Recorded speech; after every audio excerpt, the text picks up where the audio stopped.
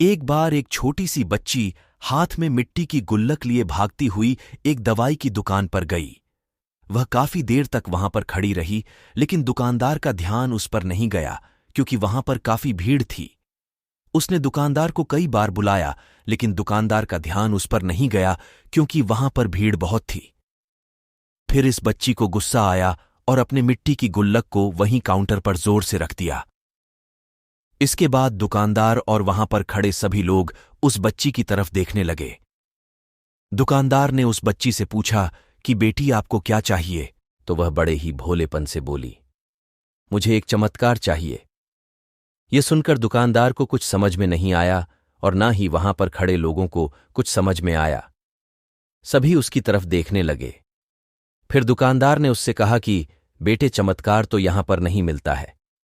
तो बच्ची को लगा कि वह उसे झूठ बोल रहा है। उसने कहा कि मेरे गुल्लक में बहुत पैसे हैं, बताओ आपको कितने पैसे चाहिए? मैं आज यहां से चमत्कार लेकर ही जाऊंगी। तभी काउंटर पर खड़े एक आदमी ने उससे पूछा कि बेटी, क्यों चाहिए तुमको चमत्कार? तब उस बच्ची ने अपनी कहानी बताई।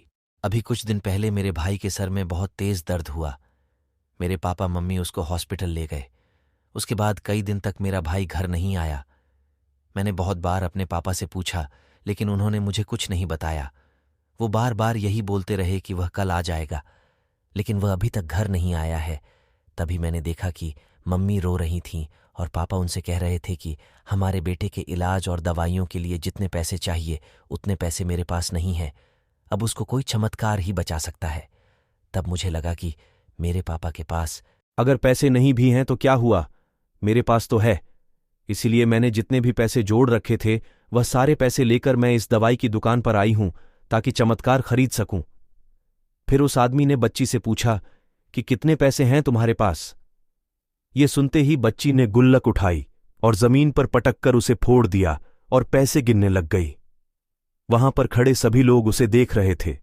थोड़ी देर बाद उसने सारे पैसे इकट्ठे किए और बोली, मेरे पास पूरे 19 रुपए हैं। वो जो आदमी वहां पर खड़ा था वह थोड़ा सा मुस्कुराया और बोला कि अरे, तुम्हारे पास तो पूरे पैसे हैं, इतने का ही तो आता है चमत्कार। यह सुनकर वह बच्ची बहुत खुश हो गई और बोली, चलो मैं आपको अपने पापा से मिलवाती हूं। बाद में पता लगा कि वह आदमी कोई आम आदमी नहीं था, बल्कि एक बहुत बड़ा न्यूरोसर्जन था और उसने सिर्फ 19 रुपए में उसके भाई की सर्जरी कर दी। उसका भाई कुछ दिन बाद ठीक होकर घर वापस आ गया। फिर कुछ दिन बाद वह बच्ची, उसका भाई, उसके पापा और मम्मी चारों एक साथ बैठे हुए थे और बात कर रहे थे। तभी उसकी मम्मी ने उसके पापा से पूछा, अब तो बता दो, यह चमत्कार आपने किया कैसे? तब उन्होंने अपनी बेटी की तरफ देखकर कहा, चमत्कार मैं नहीं, इसने किया है।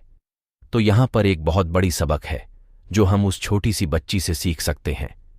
जिंदगी में कभी कभी ऐसा होता है कि हमको कोई रास्ता नजर नहीं आ रहा होता है और हम लोग हिम्मत हार जाते हैं।